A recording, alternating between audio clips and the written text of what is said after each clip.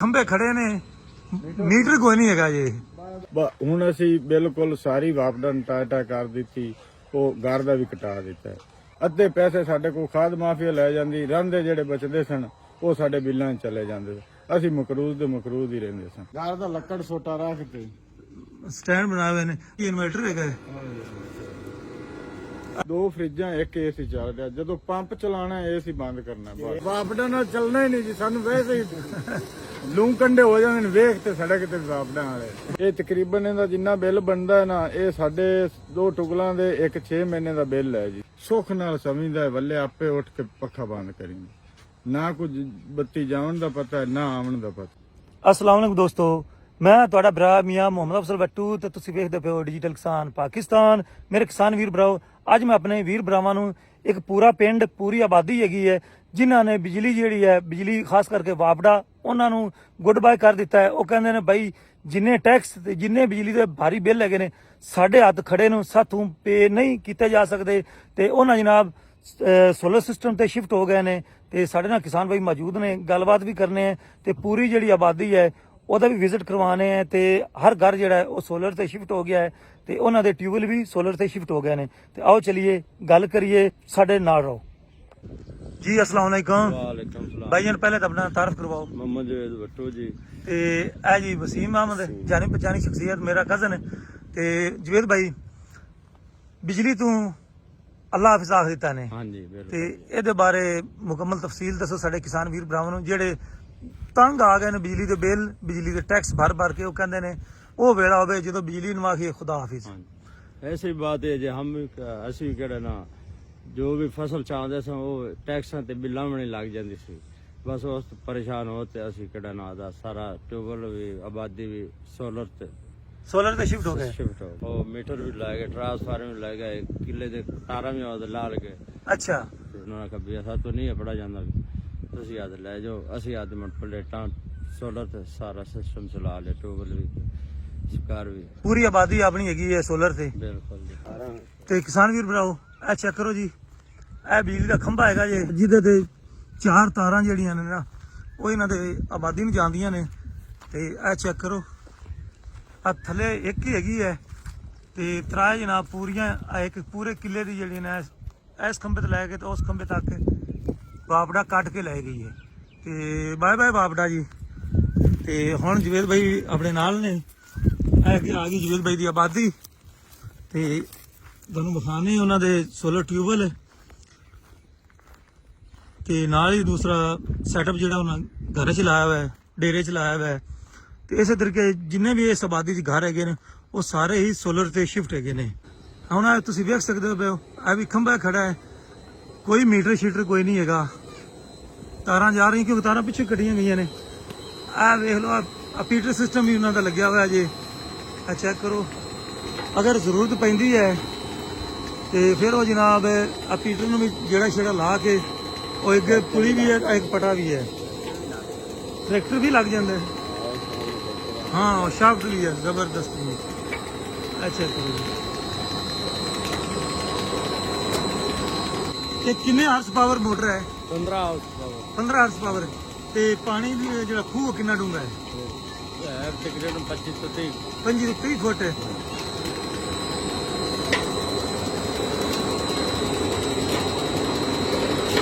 ਕਾਫੀ ਡੂੰਘਾ ਹੈ ਦੋਸਤੋ, ਡਰ ਲੱਗਦਾ ਪਿਆ ਹੈ। ਤੇ ਇਹ ਹੁਣ ਮੈਨੂੰ ਦੱਸੋ, ਪੀਟਰ ਵੀ ਹਾਲੀ ਕਦੇ ਕਦੇ ਚਲਾਉਂਦੇ ਜੇ? ਹਾਂਜੀ, ਪੀਟਰ ਰਾਤ ਨੂੰ ਚੱਲਦਾ ਹੈ, ਜੇ ਲੋਡ ਜ਼ਰੂਰਤ ਹੋਈ ਤੇ ਚਲਾ ਲਿਆ ਉਹਨੇ ਦੁਕਾਨ। ਕਿੰਨੇ ਕਿੱਲੇ ਇਸ ਤੇ ਰਕਬਾ ਹੈਗਾ ਹੈ? ਇਹਨੇ ਤਾਂ ਹੈ ਆਪਣਾ 50 ਹੈ।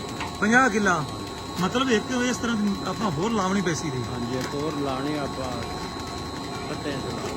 ਠੀਕ। ਇਹ ਹੁਣ ਕਿੰਨੀਆਂ ਪਲੇਟਾਂ ਤੇ ਚੱਲੀ ਖੜੀ ਮੋਟਰ? 30 ਪਲੇਟ ਤੇ ਹੈ। 30 ਪਲੇਟ ਦੇ। ਤੇ ਆਓ ਫਿਰ ਸਾਨੂੰ ਵਿਖਾਓ ਕਿੱਥੇ ਪਈਆਂ ਨੇ। ਆ ਚੈੱਕ ਕਰੋ ਜੀ, ਇਹ ਖੰਭੇ ਖੜੇ ਨੇ, ਮੀਟਰ ਕੋਈ ਨਹੀਂ ਹੈਗਾ ਜੀ। ਬਾਏ ਬਾਏ ਮੀਟਰ ਸ਼ੀਟਰ ਅੱਲਾ ਦੇ ਸਪੁਰਦ। ਤੇ ਮੇਰਾ ਖਿਆਲ ਹੈ ਵੀ ਹੁਣ ਤਾਂ ਇਹ ਦੇ ਖੰਭੇ ਵੀ ਲੈ ਜਾਣ ਤਾਂ ਠੀਕ ਹੈ। ਤੇ ਇਹ ਚੈੱਕ ਕਰੋ ਜੀ, ਆ ਪਲੇਟਾਂ ਪਈਆਂ ਨੇ ਜਨਾਬ ਹਾਲੀ ਥੱਲੇ। ਐਵੇਂ ਦੇਸੀ ਘਰ ਦਾ ਲੱਕੜ ਸੋਟਾ ਰੱਖ ਕੇ ਸਟੈਂਡ ਬਣਾਏ ਹੋਏ ਨੇ। ਅੱਛਾ, ਜਿਹੜੇ ਪਲੇਟ ਥੋੜੀ ਵਿੰਗੀ ਨਾ ਹੋ ਜਾ ਸੀ ਕਿਉਂਕਿ ਇੱਕ ਸਾਈਡ ਤੋਂ ਚੁੱਕੀ ਪਈ ਹੈ। ਇਹਨੂੰ ਸੈੱਟ ਕਰਨੇ ਹੈ ਜੀ।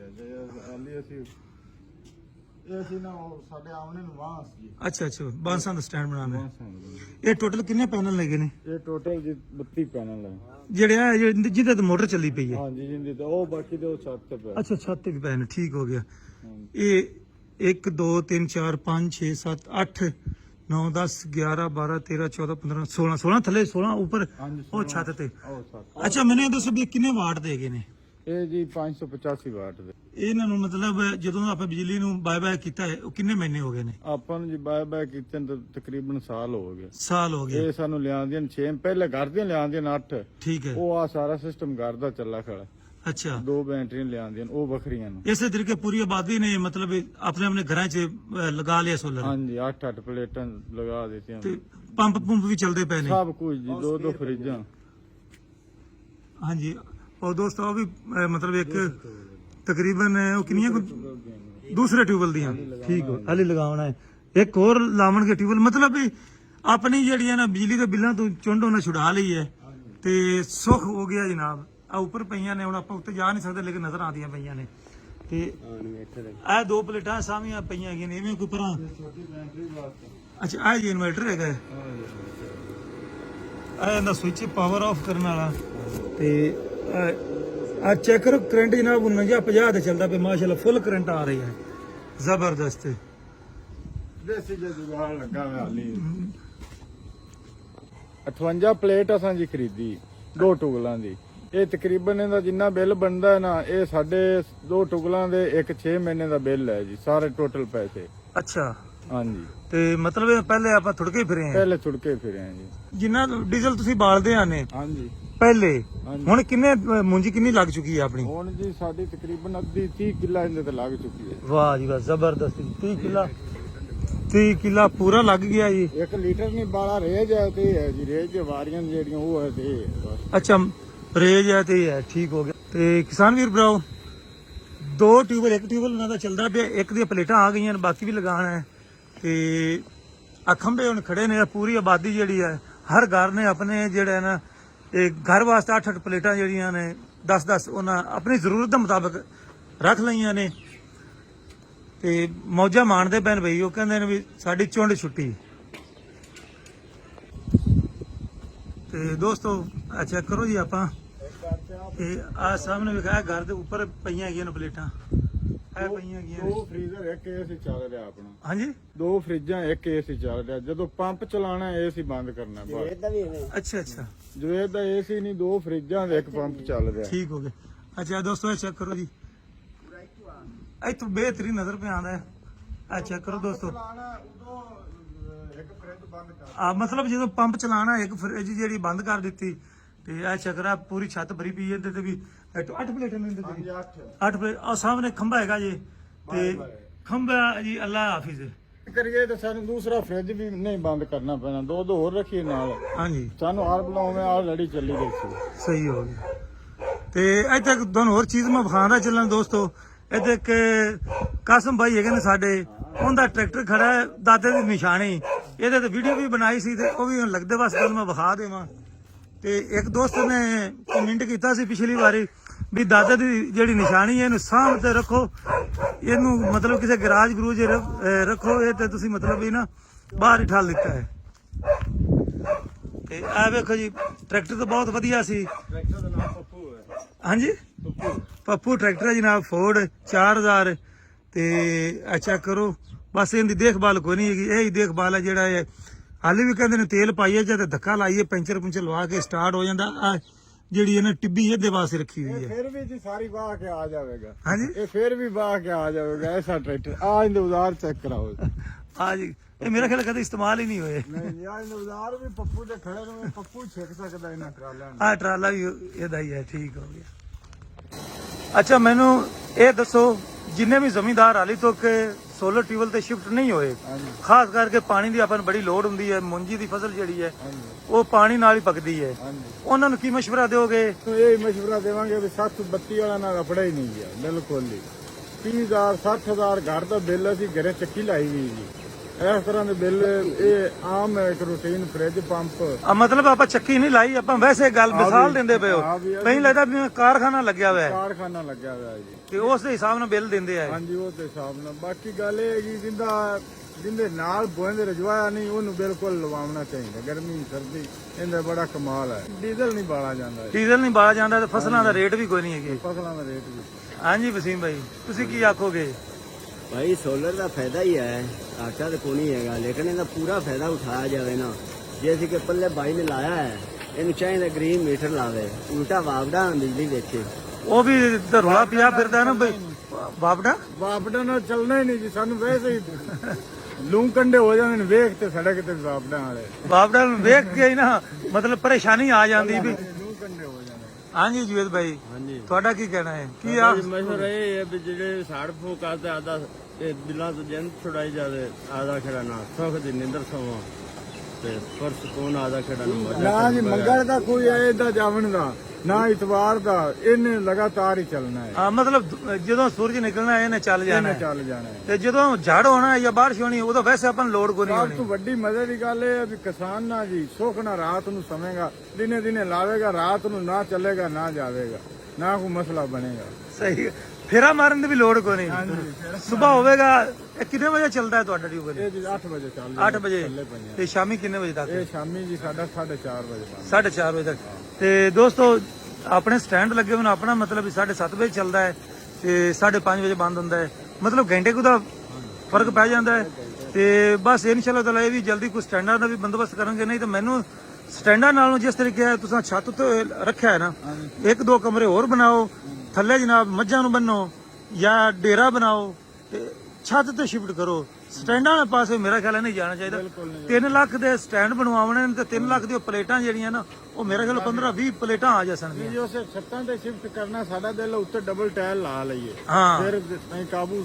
ਮਤਲਬ ਡਬਲ ਟਾਇਲ ਲੱਗ ਜਾਵੇ ਵੀ ਪਾਣੀ ਸ਼ਾਣੀ ਧੋਣਾ ਵੀ ਪਵੇ ਤੇ ਥੱਲੇ ਮਤਲਬ ਵੀ ਛੱਤ ਨੂੰ ਨੁਕਸਾਨ ਨਾ ਹੋਵੇ, ਪਰੇਸ਼ਾਨੀ ਨਾ ਬਣੇਗੀ। ਮੈਂ ਕਾਸਮ ਵਾਲੀ ਵੱਟੂ ਬੋਲ ਰਿਹਾ ਤੇ ਅਸੀਂ ਵਾਪਡਾਂ ਦੇ ਦੂਸਰਾ ਵਾਏ ਨਾਲ ਗੱਲ ਕਰਾਂਗੇ। ਕਨੈਕਸ਼ਨ ਕਿਉਂ ਕੱਟਿਆ ਗਿਆ? ਮਸਲਨ ਜੀ ਬਿੱਲ ਆ ਜਾਂਦੇ ਸਨ ਘਰ ਦੇ ਜ਼ਿਆਦਾ ਤੇ ਉਹ ਨਾ ਕਟਿੰਦੇ ਜੀ ਕਟਾਉਂਦੇ ਸਨ, ਫਿਰ ਆ ਜਾਂਦੇ ਸਨ ਤੇ ਉਹ ਵਾਪਡਾ ਵਾਲੇ ਤੰਗ ਆ ਤੇ ਜਿਹੜਾ ਸੀ ਇਹ ਬਿਲਕੁਲ ਜਨਾਬ ਕਨੈਕਸ਼ਨ ਕੱਟਿਆ ਗਿਆ ਹੈ।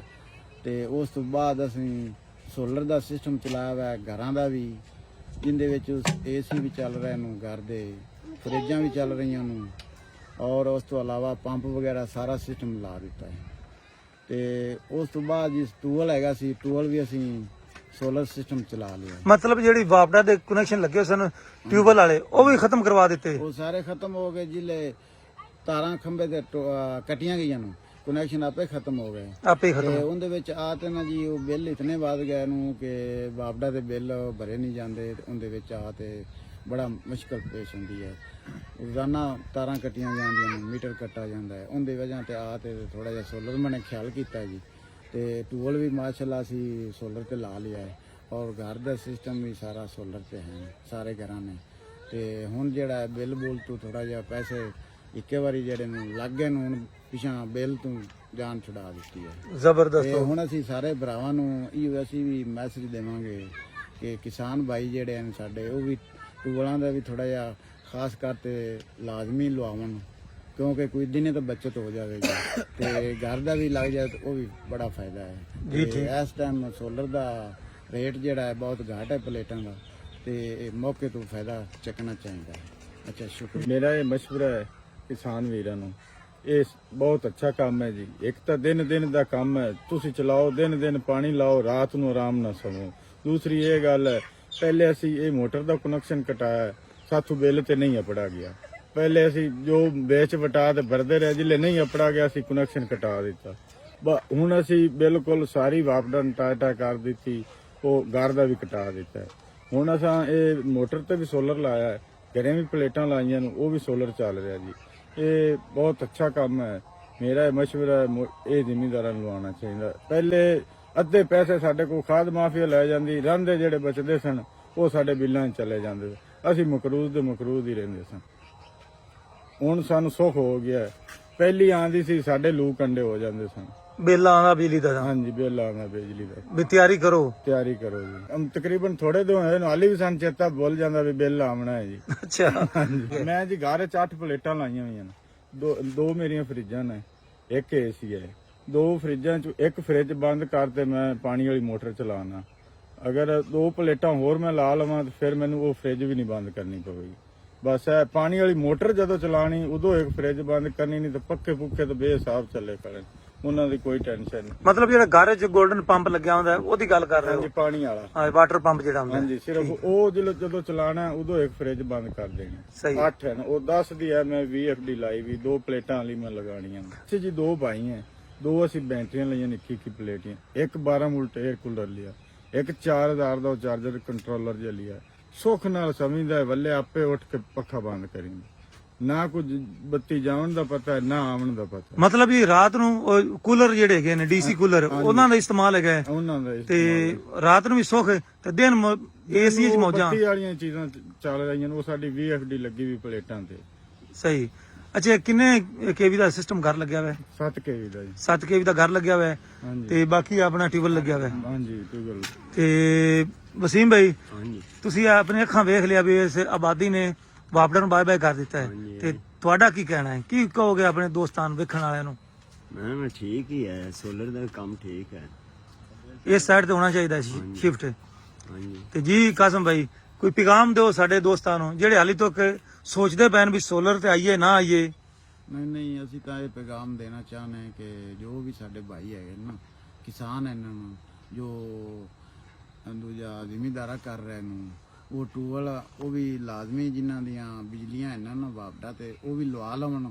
ਦਿਨੇ ਚਲੋ ਇਤਨਾ ਫਾਇਦਾ ਹੋ ਜਾਵੇਗਾ, ਦਿਨੇ ਸੋਲਰ ਚੱਲੇਗਾ, ਰਾਤ ਨੂੰ ਵਾਪਡਾ, ਕੋਈ ਤਾਂ ਬਚਤ ਹੋਵੇਗੀ ਨਾ। ਮੇਰਾ ਖਿਆਲ ਕਾਫੀ ਬਚਤ ਹੋਵੇਗੀ। ਹਾਂ ਕਾਫੀ ਬਚਤ ਹੋਵੇਗੀ, ਕਿਉਂਕਿ ਅੱਜ 9-10 ਘੰਟੇ ਅੱਜ ਦੇ ਜੋ ਹੈ ਨਾ ਦੂਸਰਾ ਮੌਸਮ ਦੇ ਹਿਸਾਬ ਨਾਲ, ਤੇ ਦੂਸਰਾ 8-10 ਘੰਟੇ ਸਹੀ ਚੱਲ ਰਿਹਾ ਹੈ। ਸਹੀ ਚੱਲਦਾ ਵੀ ਮਾਸ਼ਾ ਹਾਂ, ਵਧੀਆ ਚੱਲਦਾ ਵੀ। ਚੱਲ ਰਿਹਾ, ਅਸੀਂ ਆਪ ਆਦਾ ਚਲਾ ਰਹੇ ਹਾਂ। ਸਹੀ।